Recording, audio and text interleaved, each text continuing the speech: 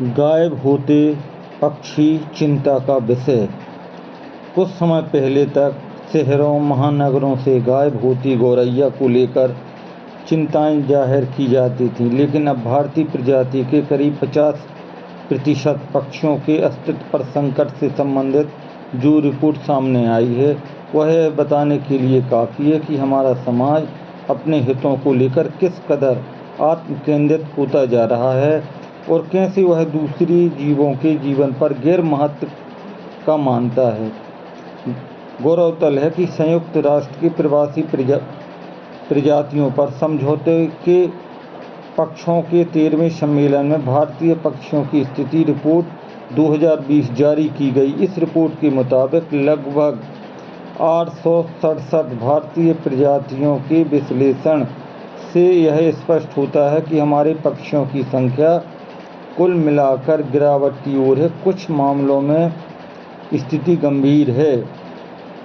इसके साथ साथ दीर्घकालीन परिप्रेक्ष्य में 25 साल से ज़्यादा समय के लिए आंकड़ों में देखा गया कि 261 प्रजातियों में से 52% कमी आने का पूर्वानुमान है। वहीं अल्पकालिक संदर्भ में 146 प्रजातियों में से करीब 80% गिरावट की ओर है। पक्षियों के अस्तित्व पर छाया संकट न केवल मनुष्य समाज के लिए बल्कि समूचे पर्यावरण के लिए गंभीर चिंता पैदा करता है। यह किसी से छिपा नहीं है कि जीव जगत में मौजूद सभी प्राणी किसी न किसी रूप से एक दूसरे के अस्तित्व के लिए जरूरी होते हैं, लेकिन एक सभ्य और बुद्धिमान प्राणी होने के नाते मनुष्य ने अपनी सुविधाओं के लिए पर्यावरण से लेकर पशु पक्षियों के जीवन को सुरक्षित करना जरूरी नहीं समझा। यही वजह है कि कई पशु सहित पक्षियों के जीवन पर बढ़ते संकट और समूचे पर्यावरण में तेजी से बढ़ रहे असंतुलन की वजह से दुनिया पर खतरा मंडरा रहा है। मुश्किल यह है कि जीव जगत में किसी पशु या पक्षी के विलुप्त होने के खतरे लेकर चिंता जताने में कमी नहीं की जाती है, लेकिन इस समस्या के हल के लिए शायद ही कभी कुछ किया जाता है। आबादी में इजाफे के साथ वन क्षेत्रों का सिकुड़ना, रकबा, पेड़ों और बाग बगीचों को खत्म कर उन्हें खेतों में तब्दील किया जाना, कंक्रीट के जंगलों का विस्तार आदि ने पक्षियों के बसेरे या उनके रहने के ठिकानों को बुरी तरह से बाधित किया है।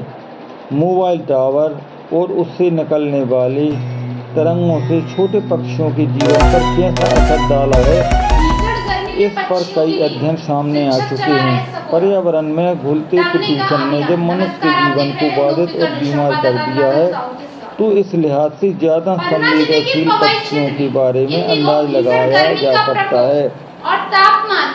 इस अभियान को बच्चों, समाज के लोगों से साथ जुड़कर पक्षियों को बचाने की एक पहल की जा रही है। देखिए, आप एक समाचार चैनल द्वारा इस खबर को प्रमुखता से प्रकाशित किया गया है। देखिए आप। शिक्षक सतानंद पाठक द्वारा एक सकोरा अभियान क्षेत्र और जिला स्तर पर कई विद्यालयों में पहुंचकर उनके द्वारा बच्चों और शिक्षकों के साथ एक सकोरा अभियान चलाया जा रहा है, जिसमें शिक्षक सतानंद पाठक बताते हैं कि एक सकोरा अभियान का मतलब है कि गला इनका भी सूखता है, प्यास इन्हें भी लगती है, इसलिए इस भीषण गर्मी में पक्षियों के दाना पानी की व्यवस्था हो सके ताकि वह इस भीषण गर्मी में जीवित रह सके। उन्होंने बताया कि यह मुहिम लगातार चलेगी, जिसमें सबसे पहले ग्राम पंचायत में यह मुहिम शुरू होकर विकास खंड और जिला स्तर पर भी सभी शिक्षकों के सहयोग से चलाई जाएगी। इस कार्य में बच्चों को भी सहयोगी बनाया गया है। बच्चे पशु पक्षियों से प्रेम करते हैं और उनमें भी दया भावना विकसित हो सके, एक सकारात्मक पहल को लेकर वह अपने स्वयं के खर्च पर सकोरे खरीदकर पेड़ों पर टांग रहे हैं।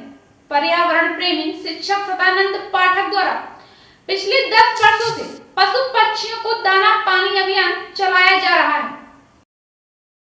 सभी को नमस्कार। आज शासकीय माध्यमिक शाला नारायणपुरा में पक्षियों को दाना पानी रखा गया है। वास्तव में हम देखते हैं कि जो पक्षी हमारे मित्र हैं और गर्मी का समय आ रहा है, इस गर्मी के समय में पक्षी अपनी पानी की वजह से दम तोड़ देते हैं।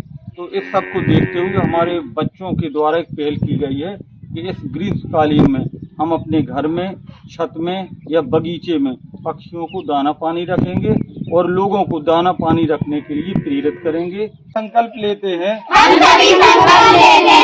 कि हम गर्मियों में अपने घर में या छत में या बगीचे में पक्षियों को दाना पानी रखेंगे और लोगों को दाना पानी रखने के लिए प्रेरित करेंगे।